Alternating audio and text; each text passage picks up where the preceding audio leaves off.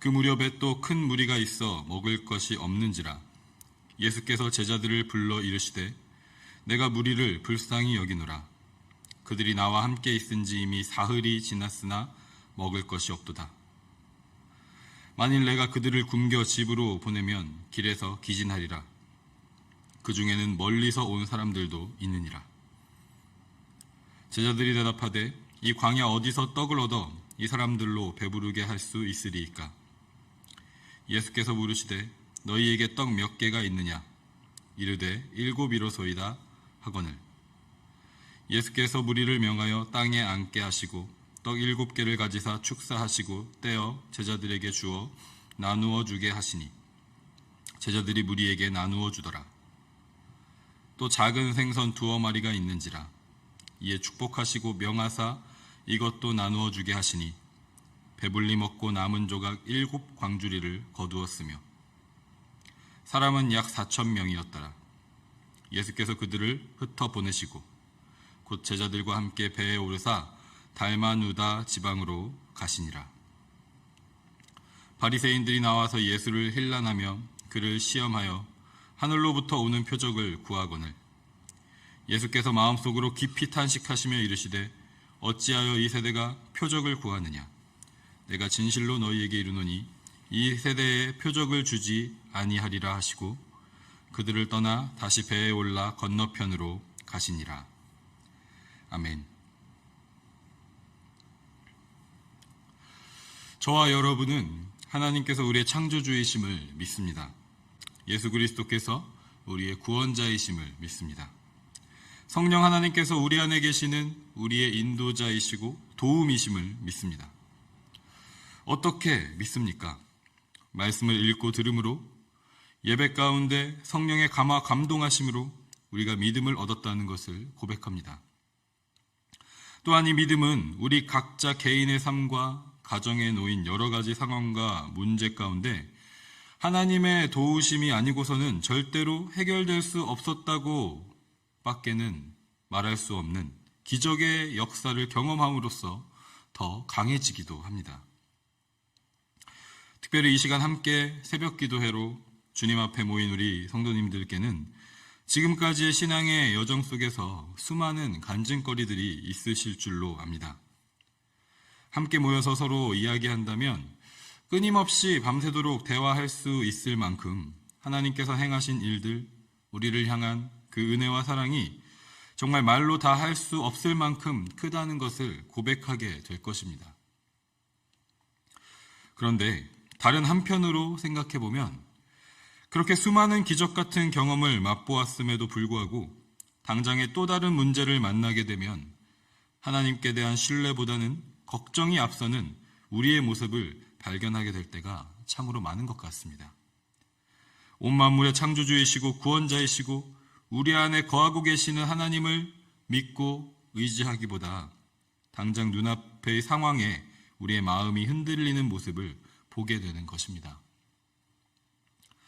오늘 본문 말씀에서 제자들의 모습도 그러한 것 같습니다.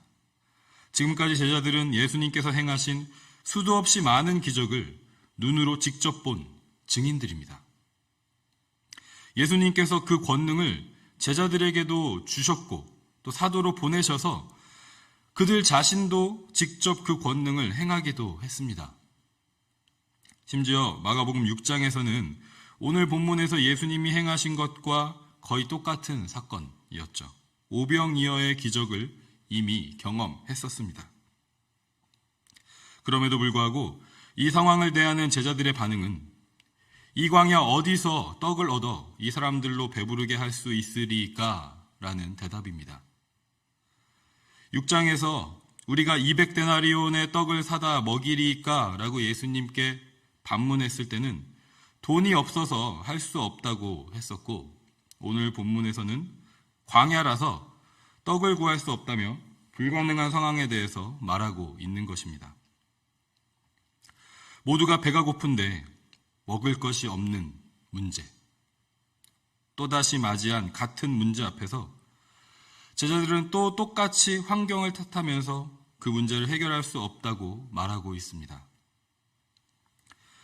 우리의 모습과도 같은 제자들 앞에서 예수님께서는 자신이 어떤 분이신지 다시 한번 직접 말과 행동으로 가르쳐 주십니다. 먼저 예수님은 불쌍히 여기시는 분이십니다. 예수님은 우리에게 먹을 것이 없다는 것을 아십니다. 창조주이신 주님은 우리가 먹지 못하면 살 수 없는 연약한 존재임을 누구보다 잘 아십니다. 그리고 멀리서 온 사람, 가까이서 온 사람, 각각의 형편도 헤아리시면서 세밀하게 돌보시는 분이십니다. 또한 예수님은 전능하신 분이십니다. 예수님께서 기적을 한 번만 행하실 수 있는 분이 아니라 오병이어로 5천 명을 먹이셨던 것과 같이 오늘 본문의 7병이어로 4천 명을 먹이실 수 있는 분이십니다.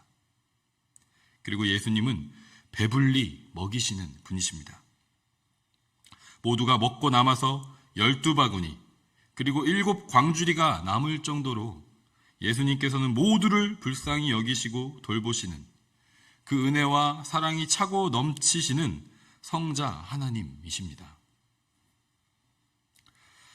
그런데 우리는 삶의 여러 가지 문제를 지나면서 예수님께서 행하신 기적을 경험했으면서도 온전히 신뢰하지 못하고 계속해서 표적을 구하고 있지는 않습니까? 오늘 본문에 등장하는 바리새인들은 예수님께서 계속해서 귀신을 내쫓고 병자를 고치시고 죄를 용서하는 권세까지도 있으시다는 것을 가르쳐 주시고 보여주셨음에도 불구하고 하늘로부터 오는 또 다른 표적을 구하고 있습니다. 이러한 그들의 모습을 보시고 예수님은 마음속 깊이 탄식하십니다. 예수님께서 하나님이심을 깨닫지 못하고 믿지 못하는 그들을 보시고 안타까워하십니다. 우리가 이런 모습 가운데 있는 것 같을 때에 성령께서 말할 수 없는 탄식으로 우리를 위해 간구하시는 줄 믿습니다. 그리고 예수님은 그들이 구하는 표적을 주시지는 않지만 다른 공관복음의 기록처럼 요나의 표적을 상기시키십니다. 물고기 뱃속에 들어갔다가 3일 만에 다시 밖으로 나온 요나가 니느웨 백성들에게 표적이 된 것과 같이 예수님께서 십자가에 달려 죽으셨다가 3일 만에 다시 살아나심으로 우리에게 그들에게 완전한 표적이 되실 것임을 말씀하고 있는 것입니다. 더 이상 5병이어 7병이어의 기적이 없어도 주님의 몸과 피를 우리에게 주셔서 영원히 배고프지 않고 영원히 목마르지 않는 영원한 생명을 우리에게 주실 것임을 선포하고 전하고 계신 것입니다.